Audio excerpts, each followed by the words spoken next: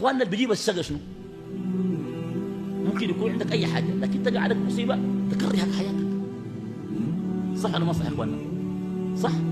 المصايب بزهي زول وبزهي زول. الناس دي حسا الناس دي في السودان معظم الناس مالهم ما سعيدين.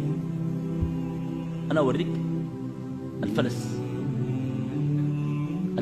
ده مجنن الناس جد. أي زول مفلس بيكون متضايق. شوف أي زول بيشاكل مع الكمساري مفلس. في الحافلة إذا بيشاكل مع الكمساري وروحه محرقة ده مفلس 100%. أو عنده مشكلة مع مرته في البيت فالشاف الكمساري المسكين ده أصلا يا إخواننا. طيب إذا علمت أن الأرزاق مقدرة وأنها مكتوبة وأنها مقضية، الإيمان بالقضاء والقدر هو رأس الرمح في السعادة. لكي لا تأسوا على ما فاتكم ولا تفرحوا بما آتاكم.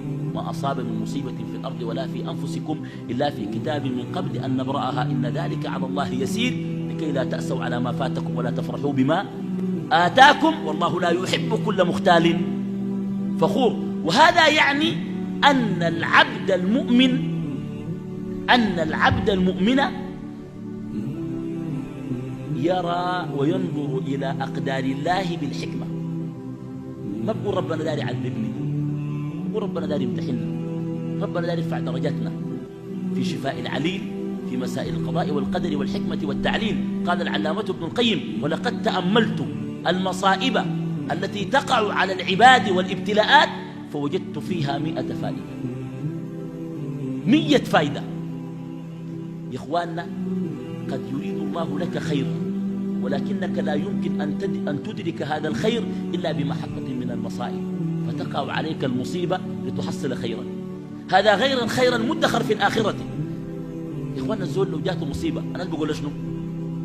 كفارة. بقول شنو؟ كفارة من شنو؟ من الذنوب. معناها بتفيد. فإنه ما حتى الشوكة يشاكها المسلم له بها أجر. وما من مرض ولا هم ولا نصب ولا وصب ولا غم يصيب المسلم إلا جعل الله له فيه أجرا.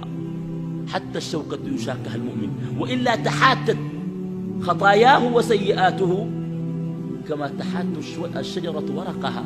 فبالتالي أقول لكم المؤمن ينظر إلى المصائب بعين الرضا والطمأنينة وهذا مصدر السعادة.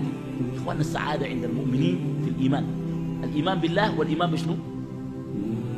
بالقضاء والقدر. ومعظم الذين تزحزحوا وأصابتهم إشكالات لأنهم فقدوا إيمانهم بشنو؟ بالقضاء وشنو؟ والقدر.